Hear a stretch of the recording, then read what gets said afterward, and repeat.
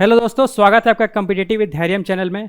तो आज हमारा ये तीसरा लेक्चर है जिसमें हम लोग प्रीवियस ईयर क्वेश्चन का डिस्कशन कर रहे हैं और इसमें बिहार स्पेशल का हिस्ट्री वाला सेक्शन हम लोगों ने स्टार्ट किया था और इसमें लगभग हम लोगों ने 60 क्वेश्चन डिस्कशन हम लोगों ने कर लिया था। और इसी सिलसिले को आगे बढ़ाते हुए हम लोग कुछ और जो इम्पोर्टेंट PYQs हैं उसका हम लोग डिस्कशन करते हैं। तो चलिए हम लोग कुछ इम्पोर्टेंट जो क्वेश्चन है हिस्ट्री ऑफ बिहार से उसका हम लोग डिस्कशन करते हैं।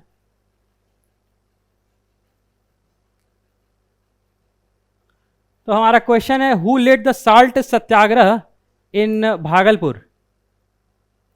ठीक है, तो इसका ऑप्शन दिया हुआ है श्री कृष्ण सिंह, महादेव लाल सराफ, कुमार मिश्रा, सत्यनारायण। तो इसका आंसर हो जाएगा महादेव लाल सराफ। बट ये तो भागलपुर में लीड कर रहे थे साल्ट सत्याग्रह को। बट इसके कुछ बैकग्राउंड हम लोग इस क्वेश्चन से रिलेटेड कुछ फैक्ट्स के बारे में जान लेते हैं। जैसे कि हुआ क्या कि सबसे पहले हम लोग आते हैं, लाहौर सेशन हुआ था अपना। लाहौर सेशन 1929 दिसंबर में हुआ था, दिसंबर 1929 में हुआ था और इसे लीड कर रहे थे जवाहरलाल नेहरू प्रेसिडेंट थे। और इसी में डिमांड रखा गया था कि पूर्ण स्वराज का दर्जा भारत को दिया जाए।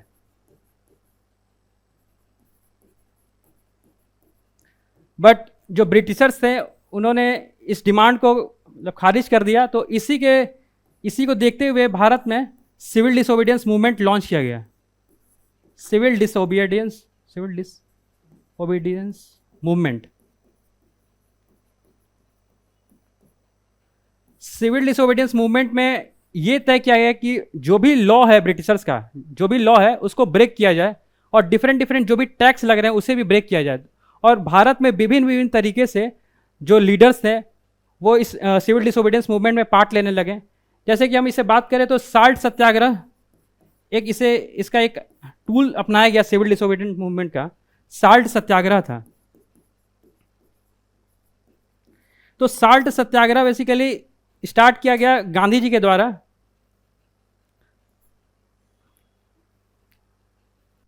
साल्ट सत्याग्रह जो था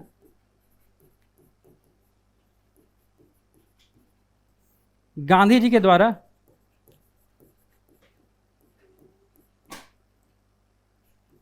साबरमती आश्रम से डांडी मार्च के लिए और बढ़ा। साबरमती आश्रम से कहा गया डांडी की ओर गया। और ये स्टार्ट हुआ था 12 मार्च से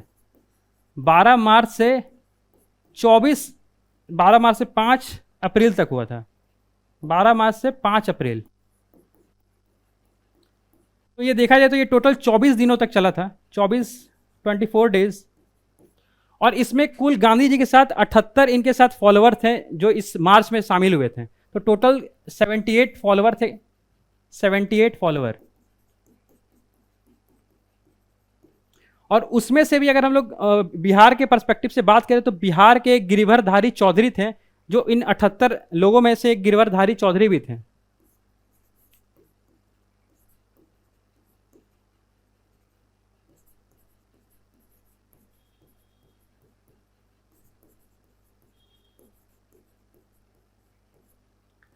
तो बिहार में गिरिवरधारी चौधरी थे इस 78 फॉलोअर्स में से। और भारत के विभिन्न हिस्सों में साल्ट सत्याग्रह अपनाया गया। जैसे कि अगर हम लोग मद्रास की बात करें तो मद्रास में सी राजगोपालाचारी ने लीड किया था। अगर हम लोग पूरे इंडिया के लेवल पे दिखाएं तो मद्रास में सी राजगोपालाचारी,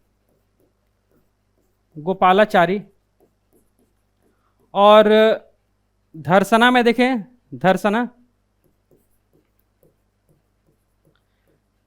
वहां पे सरोजनी नायडू ने लीड किया था।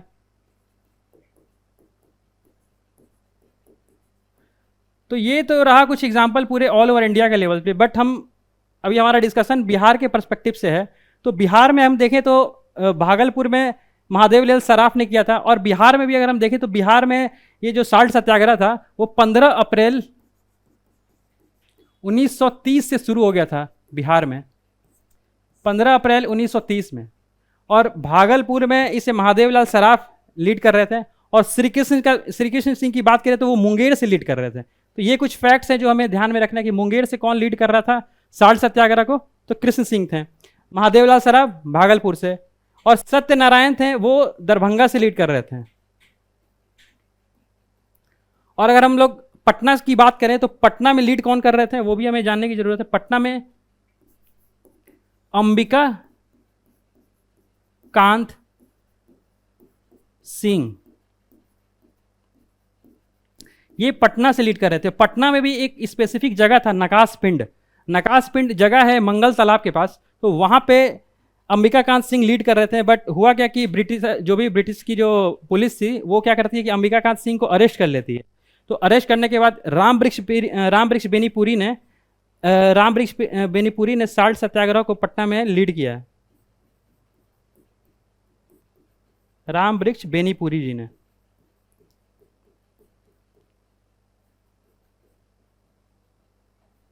तो पटना में लीड किया अंबिका कांत सिंह जी ने, और सत्यनारायण जी दरभंगा से लीड किया था। तो ये कुछ इंपॉर्टेंट फैक्ट्स हैं। और अगर गया में देखें तो चंद्रावती देवी जी थी, ठीक है। तो एक ये भी फैक्ट हम लोग देख सकते हैं कि गया में कौन लीड कर रहा था इसे, तो चंद्रावती देवी जी लीड कर रही थी। तो ये कुछ इंपॉर्टेंट फैक्ट्स इस क्वेश्चन से हम लोग ले सकते हैं जो कि हमारे एग्जाम में इंपॉर्टेंट हो सकता है। आप इसे नोट डाउन करो और फिर हम नेक्स्ट क्वेश्चन की ओर बढ़ते हैं हम लोग। तो चलिए फिर हम नेक्स्ट क्वेश्चन की ओर बढ़ते हैं। अपना नेक्स्ट क्वेश्चन है, during salt Satyagraha in Bihar, in addition to making salt, the people choose to oppose the government by opposing which tax. तो एक चीज और इस क्वेश्चन में जानने की जरूरत है। इसका आंसर है चौकीदारी सिस्टम। तो इसी क्वेश्चन में हम उस चीज को और डिस्कस करते हैं। जैसे कि बिहार में क्या हुआ, साल्ट सत्याग्रह को तो ब्रेक किया ही गया, बट बिहार में एक प्रथा क्या थी कि चौकीदारी सिस्टम चल रही थी बिहार में। तो चौकीदारी सिस्टम में होता क्या था कि कोई भी गांव होता था तो ब्रिटिशर्स ने एक काम क्या किया होता ना कि वो किसी भी छोटे छोटे गांव में एक चौकीदार को रख दिया था। तो वो चौकीदार करता क्या था कि चौकीदार एक का काम क्या होता है कि गांव की चौकीदारी करना। बट होता क्या था कि गांव जो चौकीदार था तो उसको जो पैसा दिया जाता था वो गांव वालों के द्वारा दिया जाता था। गांव वाले क्या करते थे, वो पैसा देते थे चौकीदार को। तो लेकिन इसका दिक्कत क्या होता था ना, इससे कि जो चौकीदार था वो क्या करता था कि वो सीक्रेट एक तरह से बोला जाए तो वो मतलब काम करता था ब्रिटिशर्स के लिए। वो चौकीदार गांव में जो भी इंफॉर्मेशन होता था वो ब्रिटिशर्स को जाके देता था। तो इस चीज़ें से ना गांव वाले लोग बहुत परेशान हो गए थे। एक तो चौकीदार को रखा गया है गांव को देखने के लिए, गांव की देख रेख करने के लिए, बट वो क्या करता था कि पैसा गांव वालों से लेता था और जो भी इंफॉर्मेशन, जो गतिविधियां होती थी, ठीक है, क्योंकि उस समय फ्रीडम मूवमेंट चल रहा था, तो जो भी गतिविधियां होती थी गांव में तो वो क्या करता था कि सीक्रेटली ब्रिटिशर्स के एजेंट को जाके बता देता था। तो इससे काफ़ी ज़्यादा परेशान थे गांव वाले। तो साल्ट सत्याग्रह में साल्ट को तो अपोज किया, मतलब साल्ट को बना के नमक का कानून को तोड़ के उसे ब्रेक तो किया ही गया साल्ट सत्याग्रह, और साथ में बिहार में चौकीदारी सिस्टम को भी अपोज किया गया। तो ये एक इंपॉर्टेंट क्वेश्चन है, ठीक है, चौकीदारी सिस्टम इसका आंसर हो जाएगा। नेक्स्ट क्वेश्चन की ओर बढ़ते हैं हम लोग। The refusal to pay chowkidari tax as a part of a non-tax campaign of the civil disobedience movement was started in which of the following state? तो ये अभी हम लोगों ने इस क्वेश्चन में अभी जस्ट प्रीवियस क्वेश्चन में डिस्कस किया कि ये जो चौकीदारी सिस्टम था वो बिहार में अडॉप्ट किया गया था, ठीक है। तो इसका आंसर हो जाएगा बिहार।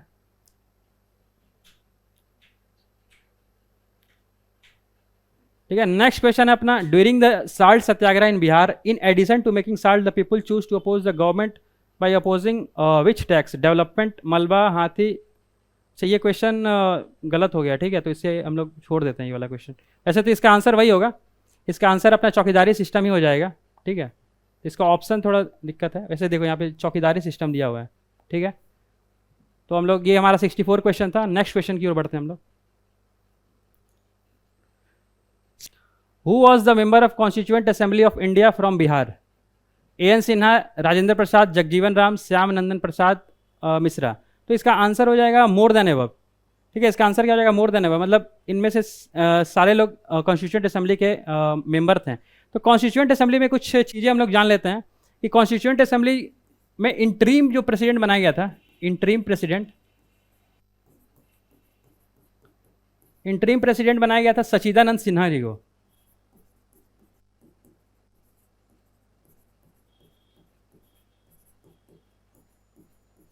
ठीक है, ये 9 दिसंबर 1946 को ये इंटरिम प्रेसिडेंट बने थे, और बाद में एक इलेक्शन हुआ और उसमें परमानेंट मेंबर जो बनाया गया, परमानेंट प्रेसिडेंट एक तरह से बनाया गया, परमानेंट प्रेसिडेंट बनाया गया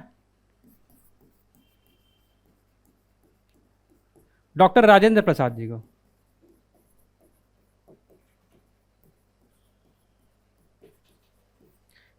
ठीक है, ये लगभग 11 दिसंबर का दिन था, 11 दिसंबर 1946 को परमानेंट मेंबर बन जाते हैं डॉक्टर राजेंद्र प्रसाद। ठीक है, तो ये देख लो, जैसे अनुग्रह नारायण सिंह भी, अनुग्रह नारायण सिन्हा भी इन मेंबर थे। महाराजा कामेश्वर सिंह ऑफ दरभंगा ये भी मेंबर थे। श्री श्यामानंदन सहाय ये भी थे। श्री कृष्ण सिन्हा, जगत नारायण लाल, सत्यनारायण सिन्हा, ये सारे मेंबर्स हैं कॉन्स्टिट्यूएंट असेंबली के। ये कुछ इंपॉर्टेंट पॉइंट्स हैं, आप नोट डाउन कर लो, फिर हम लोग आगे बढ़ते हैं इस क्वेश्चन। तो चलिए हम लोग नेक्स्ट क्वेश्चन की ओर बढ़ते हैं। ये नेक्स्ट क्वेश्चन है अपना, when was Patna lawn renamed renamed as a Gandhi Maidan. तो इसका आंसर क्या होगा कि इसका आंसर क्या है ना कि बीपीएससी ने इसका आंसर डी दिया था। ठीक है, बीपीएससी ने इसका आंसर डी दिया है, बट इसका आंसर होगा क्या ना कि जब गांधी जी का एसेसिनेशन हुआ था, गांधी जी का एसेसिनेशन 30 जनवरी 1948 को हो गया था। ठीक है, 30 जनवरी 1948 को गांधी जी का एसेसिनेशन हुआ, तो उन्हीं चीज़ को ध्यान में रखते हुए पटना लॉन जो था उसका नाम गांधी मैदान रख दिया गया था। बट बीपीएससी ने इस आंसर को on the eve of independence रखा है, तो फिर हम लोग बीपीएससी के साथ ही जाना पड़ेगा हमें, on the eve of independence. ठीक है, नेक्स्ट क्वेश्चन की ओर बढ़ते हैं हम लोग। Who was the first Muslim conqueror of Bihar. तो इस क्वेश्चन को हम लोग, यह हमारा फर्स्ट क्वेश्चन था जिससे हम लोगों ने स्टार्ट किया था कि who was the first Muslim conqueror of Bihar. तो इसका आंसर हो जाएगा बख्तियार खिलजी। इनके बारे में हम लोगों ने काफ़ी अच्छे से डिस्कशन किया था। तो इब्न बख्तियार खिलजी ने बिहार के डिफरेंट जो भी यूनिवर्सिटीज़ थे, जैसे नालंदा यूनिवर्सिटी, उदंतपुरी, विक्रमशिला, तो वो सारे यूनिवर्सिटी को बख्तियार खिलजी ने तोड़ दिया था। और एक चीज़ और, एक फैक्ट हम लोग इसमें ध्यान रख सकते हैं कि जो नालंदा यूनिवर्सिटी था, नालंदा यूनिवर्सिटी के हुआ क्या कि ये बख्तियार खिलजी था, एक दिन ये बीमार पड़ गया। तो ये क्या किया कि जो भी इनके जो हकीम थे उनको बुलाया गया कि कुछ दवा दिया जाए, तो बख्तियार खिलजी ठीक नहीं हो पा रहा था। तो फिर क्या हुआ कि नालंदा यूनिवर्सिटी के एक आयुर्वेदा डिपार्टमेंट के एचओडी थे। ठीक है, आयुर्वेद डिपार्टमेंट के एचओडी थे। तो और एचओडी थे राहुल श्रीभद्र।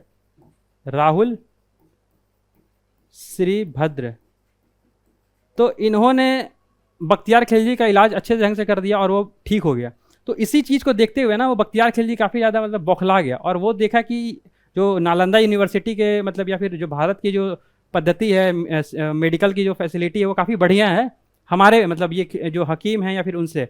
तो इसी चीज़ को देखते हुए ना काफ़ी गुस्सा हो गया बख्तियार खिलजी, और वो नालंदा यूनिवर्सिटी को मतलब जला डाला। ठीक, उसकी पूरी लाइब्रेरी जो थी, जिसकी लाइब्रेरी के नाम रत्नानिधि है, नालंदा यूनिवर्सिटी की जो लाइब्रेरी है, रत्ननिधि नाम था, इसे क्या किया, वो जला दिया पूरे लाइब्रेरी को। और लाइब्रेरी काफ़ी लंबे समय तक जलते रहा, ये हम लोग सुने में हैं। और बस यही है कुछ इंपॉर्टेंट फैक्ट्स हम लोग इस क्वेश्चन से। और हाँ, एक फैक्ट और इससे हम लोग एक्सट्रैक्ट कर सकते हैं कि जो ये first Muslim conqueror Bakhtiyar Khilji से हम लोग को जानते हैं, लेकिन इसमें एक फैक्ट हम लोग ये जोड़ सकते हैं कि मिनास उल सिराज हैं। ठीक है, मिनास उल सिराज जो तबकाते नासरी जो है, तबकाते नासरी, इनकी एक पुस्तक है मिनास उल सिराज जी की, मिनास ए सिराज जी की। इसमें ये चीज़ मेंशन है कि कैसे बख्तियार खिलजी ने बिहार के डिफरेंट रीजन को कॉन्क्वेर किया था। ठीक है, तो आप नोट डाउन कर लो, फिर हम लोग नेक्स्ट क्वेश्चन की ओर बढ़ते हैं। तो चलिए फिर नेक्स्ट क्वेश्चन की ओर बढ़ते हैं हम लोग। हमारा नेक्स्ट क्वेश्चन है, Nalanda Bihar was destroyed by. तो ये अभी हम लोगों ने डिस्कस किया कि नालंदा बिहार किसके द्वारा डिस्ट्रॉय किया गया था, बख्तियार खिलजी।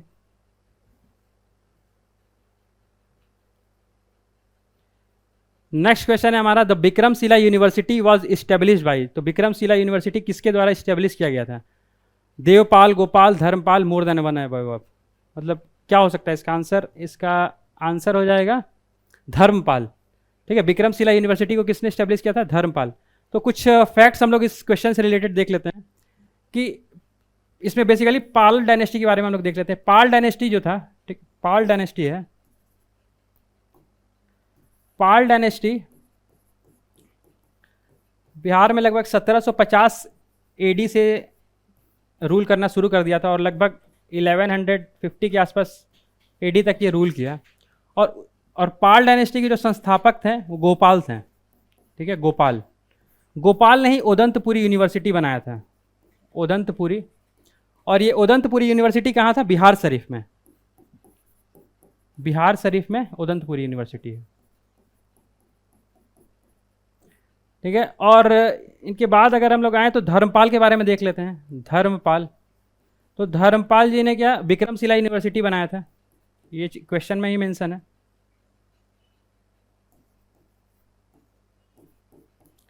एक फैक्ट्स अगर और इस क्वेश्चन में हम लोग देखें धर्मपाल से रिलेटेड, तो इन्हें महाराजा धीराज जी का उपाधि इन्हें ही दिया गया था धर्मपाल जी को, महाराजा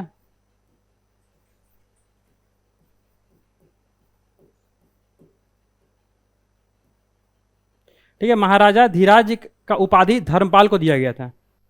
और इन्होंने विक्रमशिला यूनिवर्सिटी बनाया था जिसे बख्तियार खिलजी ने तोड़ दिया था। और फाइनली हम देवपाल जी के बारे में बात करते हैं। देवपाल जी ने मुंगेर में अपना कैपिटल इस्टेब्लिश किया था, मुंगेर।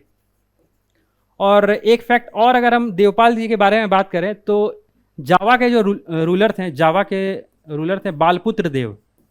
ठीक है, बालपुत्र, तो बालपुत्र देव ने देवपाल से आग्रह किया कि आप नालंदा में बुद्ध का विहार होता था, जहाँ पे बुद्ध के लोग रहकर मेडिटेशन करते थे, तो बुद्ध विहार के लिए कुछ जगह दिया जाए हम लोगों को। तो देवपाल ने 5 गांव को, ठीक है, 5 गांव को, 5 विलेज को दे दिया था। 5 गांव को, ठीक है, 5 गांव को दान में दे दिया। किसके कहने पे? तो बालपुत्र देव के कहने पे। तो ये भी एक प्रोमिनेंट क्वेश्चन बन सकता है कि किसके कहने पे देवपाल ने नालंदा में 5 गांव को दे दिया था, तो देवपाल आंसर हो जाएगा। ठीक है, और बालपुत्र देव जी के कहने पे दिया था। तो ये कुछ इंपॉर्टेंट फैक्ट्स इस क्वेश्चन से हम लोग एक्सट्रैक्ट कर सकते हैं। तो आप इसे नोट डाउन करो, फिर हम नेक्स्ट क्वेश्चन की ओर हम लोग बढ़ते हैं। तो चलिए नेक्स्ट क्वेश्चन की ओर बढ़ते हैं हम लोग। ये हमारा 70 क्वेश्चन है, द ऑथर ऑफ उद्वंत प्रकाश। तो उद्वंत प्रकाश के ऑथर कौन थे? मौलवी कवि बोधराज परमाला विद्यापति। आंसर हो जाएगा मौलवी कवि।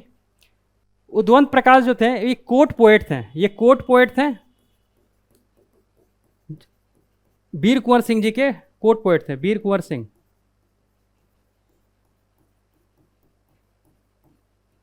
ठीक है, ये वीर कुंवर सिंह जी के कोर्ट पोएट थे।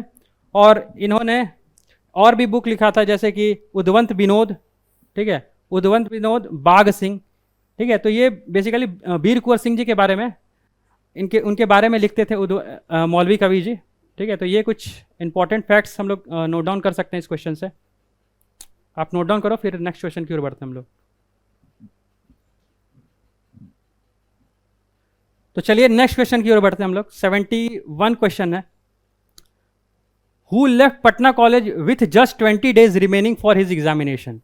ठीक है, तो इसका आंसर क्या हो जाएगा? कल हम लोगों ने डिटेल डिस्कशन किया था इस क्वेश्चन के बारे में, तो इसका आंसर हो जाएगा जयप्रकाश नारायण। अगर हम लोग जयप्रकाश नारायण के बारे में कल अच्छे से डिस्कस किए थे, बट कुछ और बेसिक फैक्ट्स देख लें तो ये सिताब दियारा जो सारण में है, यहीं पे वो जन्म लिए थे, सारण में है। और ये फिर अपना जो बेसिक एजुकेशन था वो पटना कॉलेज से ले रहे थे।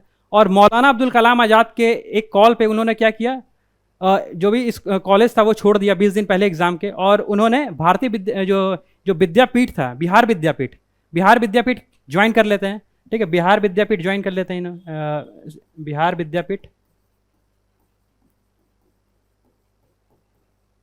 और बिहार विद्यापीठ ज्वाइन करने के बाद इन्होंने 1929 में इंडियन नेशनल कांग्रेस को भी ज्वाइन कर लिया था।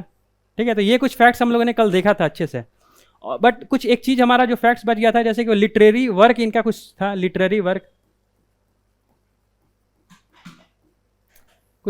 वर्क था इनका, जैसे कि face to face,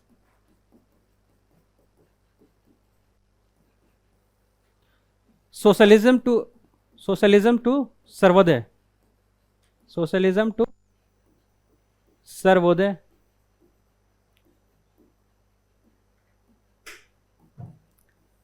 inside Lahore fort,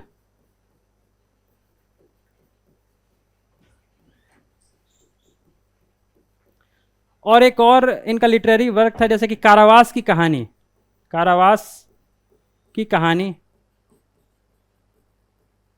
और एक और हम लोग अगर ऐड कर लें इसी में तो जो संपूर्ण क्रांति हुआ था, टोटल रेवोल्यूशन, तो उसके बारे में भी ये कुछ लिखे थे, ठीक है, टोटल रेवोल्यूशन जो हुआ था। तो ये कुछ important literary works Jayaprakash Narayan के द्वारा लिखा गया था। तो ये काफ़ी इंपॉर्टेंट फैक्ट्स है, ठीक है, तो इसे आप नोट डाउन कर लो। फिर हम लोग नेक्स्ट क्वेश्चन की ओर बढ़ते हैं।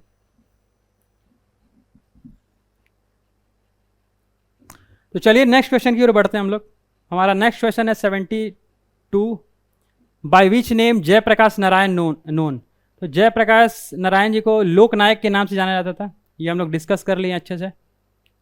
हमारा नेक्स्ट क्वेश्चन है who was given the title of Loknayak. तो ये भी हम लोगों ने क्वेश्चन डिस्कस किया है, जयप्रकाश नारायण है। ये डिफरेंट एग्जाम में पूछे गए हैं। A leader of Bihar who left his lucrative practice during non cooperation movement was Jayaprakash Narayan, Rajendra Prasad, Sahajanand Saraswati, Rajkumar Shukla. तो इसका आंसर हो जाएगा राजेंद्र प्रसाद, ठीक है। राजेंद्र प्रसाद जी ने अपना लेक्रेटिव पोस्ट जो था वो छोड़ दिया था, ठीक है, नॉन कॉपरेशन मूवमेंट के द्वारा। जैसे वो लॉयर थे तो उन्होंने वो पोस्ट छोड़ दिया था। और अगर हम लोग राजेंद्र प्रसाद जी के बारे में कुछ इंपॉर्टेंट फैक्ट्स अगर जान लें तो ये राजेंद्र प्रसाद जी जीरादेई गांव में, जीरादेई जो कि सिवान में है, वहाँ पे ये जन्म लिए थे, ठीक है, बॉर्न जीरादेई। और अगर कुछ फैक्ट्स के बारे में जाने देखें हम लोग तो जैसे कि ये 1906 में जो बिहार स्टूडेंट कॉन्फ्रेंस था, बिहार स्टूडेंट कॉन्फ्रेंस, उसमें काफ़ी ज़्यादा एक्टिवली पार्टिसिपेट किए थे, ठीक है, डॉक्टर राजेंद्र प्रसाद। और 1911 में क्या है, वो इंडियन नेशनल कांग्रेस ज्वाइन कर लिए थे, ठीक है, इंडियन नेशनल कांग्रेस डॉक्टर राजेंद्र प्रसाद ने 1911 में ज्वाइन कर लिया था। और उस समय जो प्रेसिडेंट थे, ये पूछ सकता है क्वेश्चन कि 1911 में इंडियन नेशनल कांग्रेस के प्रेसिडेंट कौन थे। तो बिशन नारायण धर थे, ठीक है, बिशन नारायण धर। तो 1911 में आईएनसी ज्वाइन कर लिया था इन्होंने।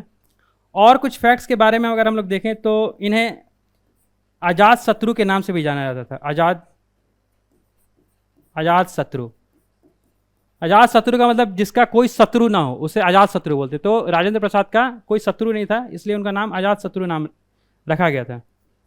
और कुछ फैक्ट्स देखें तो ये बिहार विद्यापीठ, जो बिहार विद्यापीठ था, जो महात्मा गांधी के द्वारा इस्टेब्लिश किया गया था, बिहार विद्यापीठ,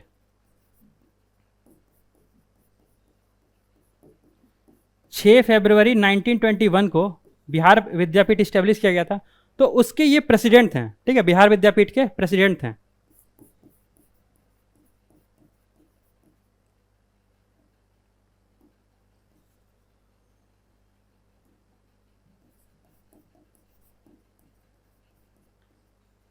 बिहार विद्यापीठ के क्या थे, प्रेसिडेंट थे। इसी में जयप्रकाश नारायण क्या थे, ज्वाइन किए थे। 20 दिन एग्जाम के पहले जो छोड़े थे तो ये बिहार विद्यापीठ ज्वाइन कर लिए थे, ठीक है। और अगर हम लोग आगे कुछ और फैक्ट्स के बारे में देखें तो डॉक्टर राजेंद्र प्रसाद जो थे वो इंटरीम प्रेसिडेंट बने थे। ये हम लोगों ने अभी डिस्कस भी किया था कि ये परमानेंट प्रेसिडेंट बन गए थे। इंटरीम प्रेसिडेंट तो सचिदानंद सिन्हा जी बने थे, ठीक है, जो कॉन्स्टिट्यूएंट असेंबली का जो परमानेंट जो प्रेसिडेंट बने थे, ठीक है, परमानेंट प्रेसिडेंट, ठीक है, permanent president doctor of constituent assembly of constituent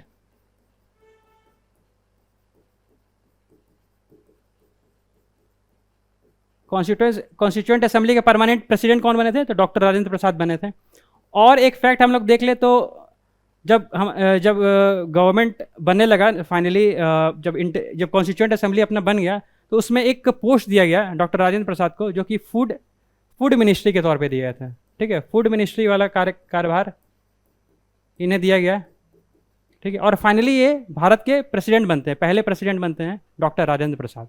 ये कुछ इंपॉर्टेंट फैक्ट्स हम इस क्वेश्चन से एक्सट्रैक्ट कर सकते हैं, आप इसे नोट डाउन करो, फिर हम लोग नेक्स्ट क्वेश्चन की ओर बढ़ते हैं। तो चलिए नेक्स्ट क्वेश्चन की ओर बढ़ते हैं हम लोग। हमारा नेक्स्ट क्वेश्चन है 75। क्वेश्चन कह रहा है doctor Rajendra Prasad who was the first president of India, ठीक है, doctor Rajendra Prasad was the first president of India. Earlier मतलब पहले हेल्ड द पोजीशन, मतलब वो किस पोस्ट पे पहले काम कर चुके थे, तो वो काम कर चुके थे ये पटना म्यूनसिपैलिटी के लिए वो चेयरमैन बने थे। ठीक है, तो ये भी इंपॉर्टेंट फैक्ट्स है, हमें ध्यान में रखना है कि वो पटना म्यूनसिपैलिटी के चेयरमैन रहे थे। हमारा नेक्स्ट क्वेश्चन है, who was the author of Mahatma Gandhi and Bihar some reminiscences. ठीक है, तो इसके ऑथर कौन थे, Mahatma Gandhi and Bihar some reminiscences. Option है Karpoori Thakur, doctor Rajendra Prasad, JP Narayan, more than one of the above. इसका आंसर हो जाएगा डॉक्टर राजेंद्र प्रसाद। ठीक है, ये ऑथर थे डॉक्टर राजेंद्र प्रसाद, इसके ऑथर थे Mahatma Gandhi and Bihar some reminiscences. But इनके कुछ और भी लिटरेरी वर्क्स थे राजेंद्र प्रसाद की, जैसे राजेंद्र प्रसाद जी की, जैसे कि इंडिया डिवाइडेड। ठीक है, ये हमें ध्यान में रखना, India divided, at the feet of Mahatma Gandhi, Satyagraha in Champaran, Sahitya Shiksha और संस्कृति, और इनका एक ऑटोबायोग्राफी था जिसे हम लोग आत्मकथा बोलते हैं। ठीक है, आत्मकथा, जो कि ये जब 3 साल के लिए जब जेल में बंद थे बांकीपुर जेल में, ठीक है, बांकीपुर जेल में जब बंद थे तो इन्होंने लिखा था। तो ये कुछ इंपॉर्टेंट लिटरेरी वर्क्स हमें ध्यान में रखना है राजेंद्र प्रसाद सिंह के बारे में।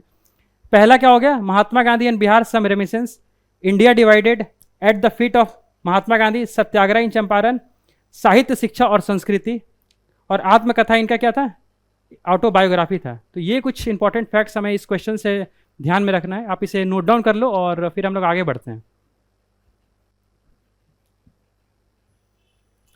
तो आइए हम लोग नेक्स्ट क्वेश्चन की ओर बढ़ते हैं। हमारा नेक्स्ट क्वेश्चन है, विच सिख गुरु वाज बॉर्न इन पटना। तो इसका आंसर हो जाएगा गुरु गोविंद सिंह। ठीक है, जो पटना में आपको पता ही है कि जो तख्त श्री हरि मंदिर पटना सिटी में है, वहीं पे गुरु गोविंद सिंह जी ने क्या किया था, जन्म लिया था। और 22 दिसंबर 1666 को ये बॉर्न हुए थे, और इनका एसोसिएशन कर दिया गया था जमशेद खान और वसील बेग के द्वारा 1708 में। तो ये कुछ फैक्ट्स है जो हमें ध्यान में रखना है, और ये 70 बीपीएससी में पूछा भी गया था कि तख्त श्री हरि मंदिर कहाँ पे है, तो पटना सिटी में है। तो ये कुछ फैक्ट्स आप नोट करना है तो नोट कर लो, फिर हम लोग आगे बढ़ते हैं फिर। तो चलिए नेक्स्ट क्वेश्चन की ओर बढ़ते हैं हम लोग। अपना नेक्स्ट क्वेश्चन है question number 78, who among the following was where. ये पीजेंट हो जाएगा, ठीक है, ये पीजेंट है, PEASENT, peasant leader from Bihar, Swami Vidyanand, Swami Sahajanand, Sardar Vallabh Bhai Patel. तो ये क्वेश्चन क्लियर है, हम लोगों ने डिस्कस भी किया था कल अच्छे तरीके से। स्वामी विद्यानंद और स्वामी सहजानंद सरस्वती जो हैं वो क्या पीजेंट लीडर है, बट सरदार वल्लभ भाई पटेल नहीं है। तो हम लोगों ने डिटेल स्वामी सहजानंद सरस्वती और विद्यानंद जी के बारे में कल डिटेल पढ़ा भी था कि स्वामी विद्यानंद जी हैं वो नॉन कॉपरेशन मूवमेंट में, ठीक है, नॉन कॉपरेशन मूवमेंट में वो लीड किए थे, किसे, कल्टीवेटर्स को। ठीक है, कल्टीवेटर्स को लीड किए थे। और इनका बेसिकली जो रीजन था, जो इस रीजन में वो काम करते थे, वो भागलपुर और मधुबनी दरभंगा वाला रीजन में ये वर्क करते थे। ठीक है, और स्वामी सहजानंद सरस्वती जी के बारे में हमने कल डिटेल हम लोगों ने देखा था पिछले वाले लेक्चर में। उसमें सहजानंद सरस्वती जी के बारे में हम लोग ने काफ़ी डिटेल में देखा था कि वो बिहार प्रोविंशियल किसान सभा जो था, बिहार प्रोविंशियल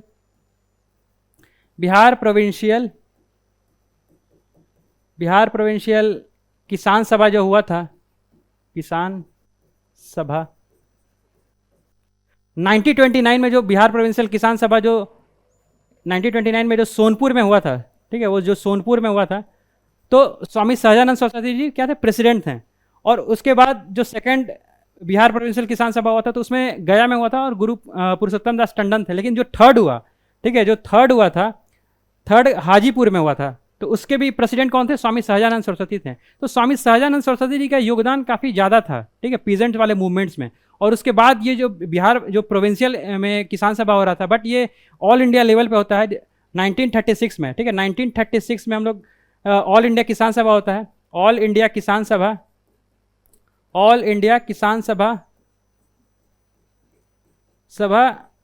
ये कहाँ होता है, ये लखनऊ में होता है। ठीक है, लखनऊ में होता है। और स्वामी सहजानंद सरस्वती जी क्या होते हैं, इसके प्रेसिडेंट रहते हैं, और इसके जो जनरल सेक्रेटरी रहते हैं वो NG रंगा रहते हैं। तो ये कुछ पॉइंट्स हमें ध्यान में रखना कि 1936 में ऑल इंडिया किसान सभा हुआ, तो स्वामी सहजानंद जी सरस्वती जी क्या थे, प्रेसिडेंट थे, और NG रंगा जो थे वो जनरल सेक्रेटरी थे। ठीक है, NG रंगा क्या थे, जनरल सेक्रेटरी थे। बट इसी क्रम में क्या हुआ कि कुछ समय और अगर आगे बढ़ते हैं हम लोग, तो उसके बाद 1937 से 1939 के बीच में क्या हुआ कि एक मूवमेंट शुरू हो जाता है, बकासत मूवमेंट। ठीक है,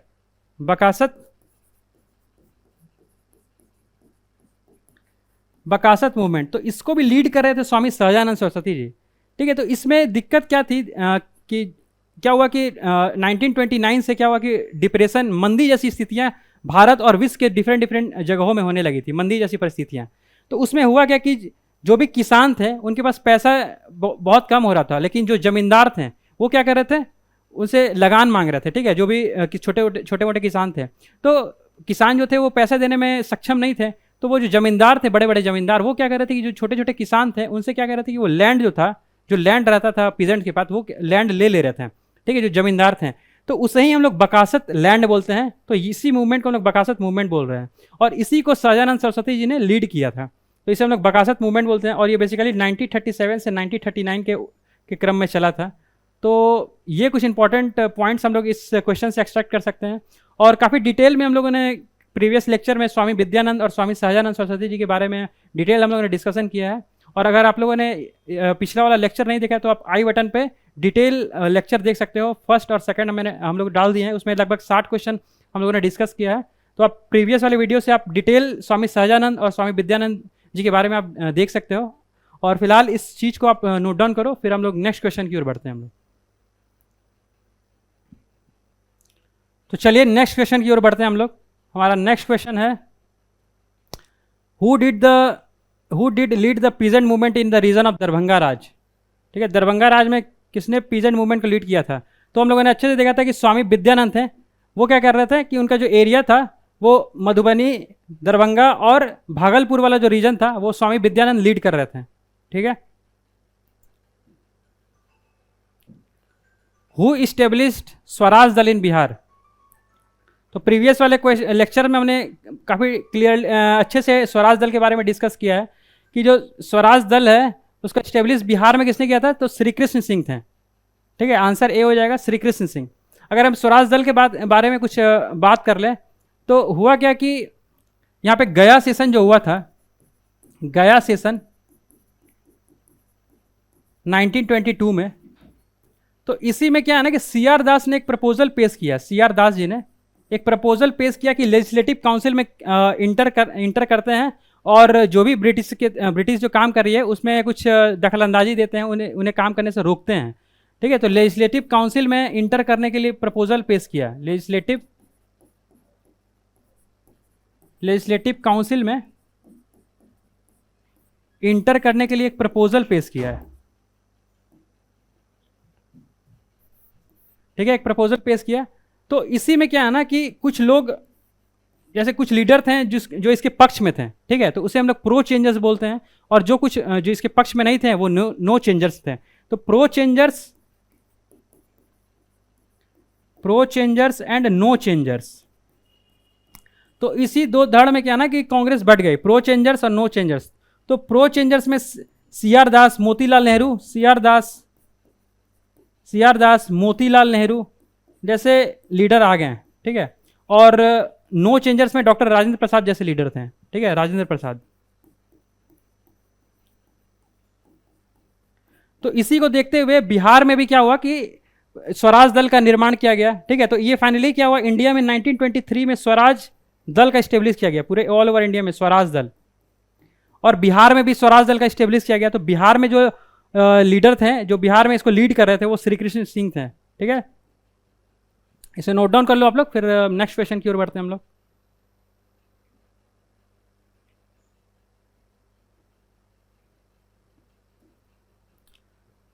ये भी क्या है, वही क्वेश्चन है, रिपीटेड क्वेश्चन है। हु इस्टेब्लिश्ड स्वराज दल इन बिहार। ये थोड़ा मिसप्रिंट हो गया यहाँ पे, स्वराज है ये, SWARAJ, ये इस्टेब्लिश्ड है। तो अभी हम लोगों ने डिस्कस किया कि स्वराज दल इस्टेब्लिश कौन किया था बिहार में? तो श्री कृष्ण सिंह। ठीक है, ये रिपीटेड क्वेश्चन है ये सब। अब हमारा नेक्स्ट क्वेश्चन है, who started the newspaper Motherland in September 1921 to disseminate Hindu Muslim unity. ये काफ़ी अच्छा फैक्ट है और इम्पॉर्टेंट भी है। ठीक है, इसका आंसर हो जाएगा मजरूल हक। ठीक है, मजरूल हक ने मदरलैंड नामक एक न्यूज़पेपर स्टार्ट किया था ताकि हिंदू मुस्लिम का यूनिटी काफ़ी अच्छे से मजबूत हो जाए। ठीक है, ये फैक्ट है।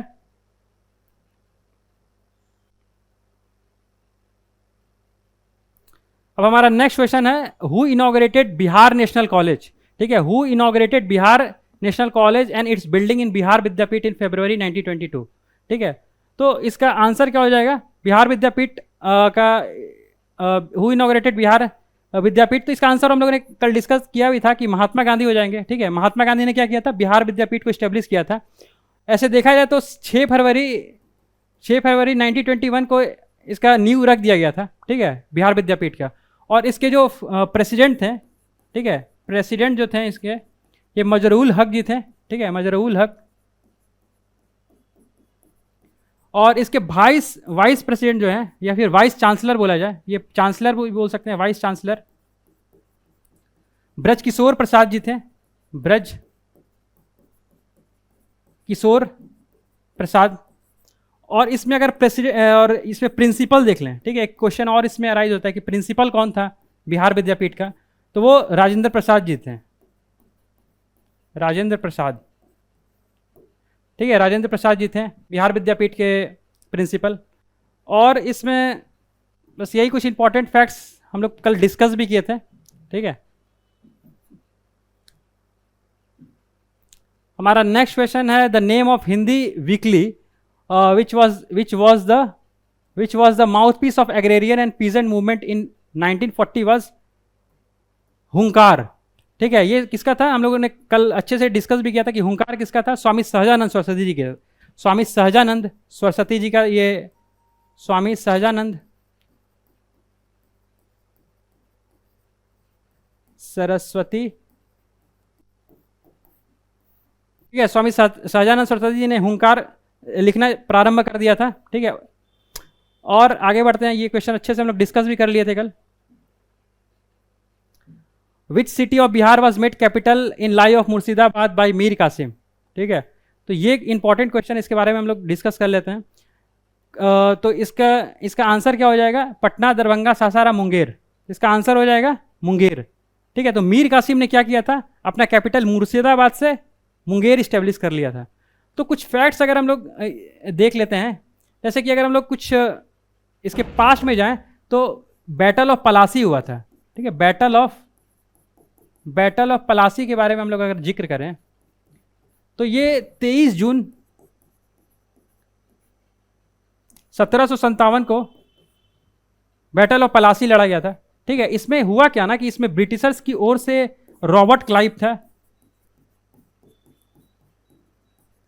और एक तरफ बंगाल के नवाब थे। ठीक है, नवाब ऑफ बंगाल थे सिराजुद्दौला। ठीक है, सिराजुद्दौला। और इसमें हुआ क्या कि जो सिराजुद्दौला का जो सेनापति था मीर जाफर, ठीक है, सिराजुद्दौला का जो सेनापति था मीर जाफर, वो क्या करता है कि गद्दारी कर देता है ये सिराजुद्दौला के साथ, ये ब्रिटिशर्स के साथ जाके मिल जाता है। तो इसमें क्या होता है कि सिराजुद्दौला क्या होता है, हार जाते हैं। और इस तरह से यहाँ पे देखा जाए तो बंगाल में ब्रिटिशर्स का एक मजबूत स्थिति यहाँ पे होता है बंगाल में। तो कुछ समय के बाद होता है क्या, ये सिनेरियो तो बैटल ऑफ पलासी का हो गया, पर इसके कुछ समय के बाद होता क्या ना कि अब यहाँ पे बंगाल का नवाब बन जाता है मीर कासिम। ठीक है, तो जो नवाब होता था वो बेसिकली अब एक तरह से मतलब कठपुतली का काम करता था। तो अब उसी क्रम में क्या हुआ कि मीर कासिम बंगाल का नवाब बनता है। ठीक है, मीर कासिम जो है बंगाल का नवाब बन जाता है, मीर कासिम। अब मीर कासिम क्या होता है कि ब्रिटिशर्स की जो बात है वो मानने से इनकार कर देता है कभी कभी। जैसे कि अब नवाब का काम क्या होता है कि अब वहाँ पे जो भी ट्रेड हो रहा है तो ट्रेड के उसमें काफ़ी ज़्यादा डिस्प्यूट होने लगा कंपनी और नवाब के साथ। जैसे कि नवाब चाहता था कि जो उसका एरिया है बंगाल है तो उसमें वो पैसा ज़्यादा मतलब बढ़ाना चाह रहा था। तो वो जो ब्रिटिशर जो है ना जो ट्रेड करती थी तो उस पर तरह तरह की टैक्सेस इम्पोज कर रहा था मीर कासिम। जैसे जो आयात या फिर इंपोर्ट या फिर एक्सपोर्ट जो होता था ब्रिटिशर्स का सामान तो उस पर वो टैक्स लगाना चाह रहा था मीर कासिम। तो वो क्या कर रहा था, इसी चीज़ पे ना ब्रिटिशर से डिस्प्यूट होने लगा। तो इसी क्रम में क्या हुआ कि ये क्या करता है कि अपना कैपिटल जो है मुर्शिदाबाद से मुंगेर ट्रांसफर कर देता है। ठीक है, मुर्शिदाबाद से क्या हुआ, कैपिटल मुंगेर ट्रांसफर कर देता है। और फिर क्या करता है मीर कासिम कि बंगाल ऑफ अवध, ये सॉरी नवाब ऑफ अवध, ठीक है, नवाब ऑफ अवध शुजाउद्दौला,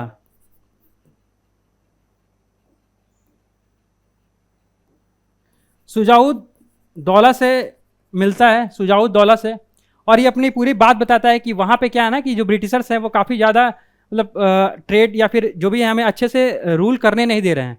तो इसी क्रम को नवाब अवध भी सुनता है कि हाँ बात तो सही है। फिर क्या कहता है कि जो मुगल के एम्पेरर रहते हैं शाह आलम द्वितीय, ठीक है। अब तीसरे आदमी कौन, ये पहला तो मीर कासिम, दूसरा नवाब ऑफ अवध, और तीसरा शाह आलम द्वितीय, ये मुगल एम्पेरर रहते हैं, ठीक है, मुगल एम्पेरर। तो ये तीनों एक रणनीति बनाते हैं कि किस तरह से ब्रिटिशर से लड़ाई किया जाए और उन्हें रोका जाए। तो इसी क्रम में क्या होता है ना कि बैटल ऑफ बक्सर होता है, ठीक है। इसी क्रम में क्या होता है, बैटल ऑफ बक्सर होता है। ये होता है अक्टूबर 1764 में क्या होता है, बैटल ऑफ बक्सर होता है। और इसमें ये तीनों, और ब्रिटिशर्स की ओर से कौन थे, हेक्टर मुनरो, ठीक है। ब्रिटिशर्स की ओर से कौन थे, हेक्टर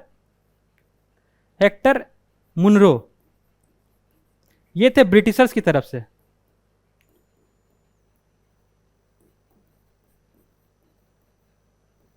ठीक है, ब्रिटिशर्स की ओर से कौन थे, हेक्टर मुनरो, ठीक है। ये कहानी चल रहा है अपना बैटल ऑफ बक्सर का, ठीक है। ये बैटल ऑफ पलासी था, इतना दूर था क्या था, बैटल ऑफ पलासी था, ठीक है। ये रॉबर्ट क्लाइव था बैटल ऑफ पलासी में। बट मीर कासिम, नवाब ऑफ अवध, शाह आलम द्वितीय, बैटल ऑफ बक्सर होता है लड़ाई, ठीक है। तो इसमें क्या होता है कि ब्रिटिशर्स की ओर से हेक्टर मुनरो लड़ रहे थे, और फाइनली इसमें होता क्या है कि ये जो थे हार जाते हैं और इधर ब्रिटिशर्स की जीत हो जाती है। तो इससे होता क्या है ना कि जो एक थोड़ा बहुत भी जो मतलब थोड़ा बहुत जो ये ब्रिटिशर्स की जो कमी थी वो और कमी खत्म हो जाती है, और वो पूरा क्या करता है कि बंगाल और बिहार, उड़ीसा जैसे रीजन पे क्या करता है, कब्जा कर लेता है, ठीक है। तो उसमें होता क्या है ना कि कब्जा करने के साथ साथ एक दीवानी राइट होती है, ठीक है, दीवानी राइट्स। जैसे कि मैं यहां लिख देता हूं, इसे मैं यहां पे लिख देता हूं, ठीक है, मैं यहां पे लिख दे रहा हूं। तो दीवानी राइट्स जो थी, ठीक है, दीवानी राइट्स। तो इसमें क्या होता है ना कि दीवानी राइट्स में जो रेवेन्यू कलेक्शन होता है, ठीक है, जो भी रेवेन्यू कलेक्शन करने का जो अधिकार पहले नवाब के पास था, वो अब क्या होता है कि बिल्कुल ट्रांसफर हो जाता है ब्रिटिशर्स के पास, ठीक है। तो जो भी एरिया था बिहार, बंगाल, उड़ीसा का, ठीक है, तो वो क्या होता है, पूरा ट्रांसफर हो जाता है दीवानी राइट की तरफ ब्रिटिशर्स को। और finally treaty of Allahabad sign होता है, उसी के तहत क्या होता है, दीवानी राइट ट्रांसफर कर दिया जाता है, और ट्रीटी ऑफ इलाहाबाद साइन होता है, ठीक है, इसी में दीवानी राइट को ट्रांसफर कर दिया जाता है, ट्रीटी ऑफ इलाहाबाद, ठीक है। ट्रीटी ऑफ इलाहाबाद के तहत जो कि 12 अगस्त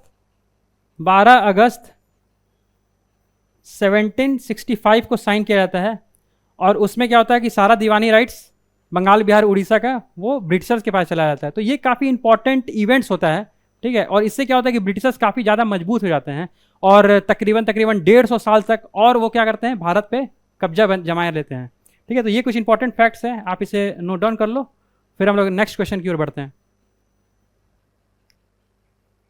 तो चलिए नेक्स्ट क्वेश्चन की ओर बढ़ते हैं हम लोग। हमारा नेक्स्ट क्वेश्चन है 86 question, in which year was Bakasht movement started in Bihar. तो इस क्वेश्चन को हम लोगों ने प्रीवियस क्वेश्चन में काफ़ी डिटेल से देखा था कि इसका आंसर हो जाएगा 1938, ठीक है। बकासत मूवमेंट स्टार्ट किया गया था किसके द्वारा, स्वामी सहजानंद सरस्वती जी के द्वारा, स्वामी सहजानंद सरस्वती जी के द्वारा, ठीक है। तो इसमें बकासत मूवमेंट हम लोगों ने देखा था कि बकासत मूवमेंट क्या होता है कि जो जमींदार होते हैं वो पीजेंट्स की लैंड को क्या करते हैं, कब्जा कर लेते हैं और उसे देने से इनकार कर देते हैं, ठीक है। तो इसी को हम लोग क्या बोलते हैं, बकासत जो लैंड होता है, और इसी मूवमेंट को हम लोग बकासत मूवमेंट कहते हैं, ठीक है। और एक फैक्ट अगर हम लोग देख लें तो इसी क्रम में क्या होता है कि 19 अप्रैल, ठीक है, 19 अप्रैल 1914 को स्वामी सहजानंद सरस्वती जी को अरेस्ट कर लिया जाता है। तो इसी डेट को 19 अप्रैल को स्वामी सहजानंद सरस्वती दिवस मनाया जाता है।